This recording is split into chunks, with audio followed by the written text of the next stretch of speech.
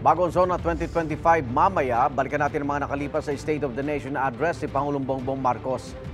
Idinaos din ang mga ito sa Batasang Pambansa Complex sa Quezon City at sa nakalipas sa 3 taon, pasado alas 3:30 ng hapon, dumating doon si Pangulong Marcos sakay ng presidential helicopter.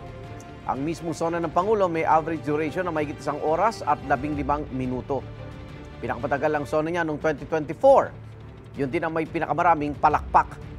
Matatandaang nakatanggap noon ng standing ovation si Pangulong Bongbong Marcos, partikular nang i-anunsyo niya ang pagban sa Philippine Offshore Gaming Operators o mga POGO sa bansa. Ilan naman sa mga isyu na paulit-ulit na tinalaki ng Pangulo sa kanyang zona, ang mga isyu sa ekonomiya, agrikultura, kalusugan, edukasyon at sa West Philippine Sea.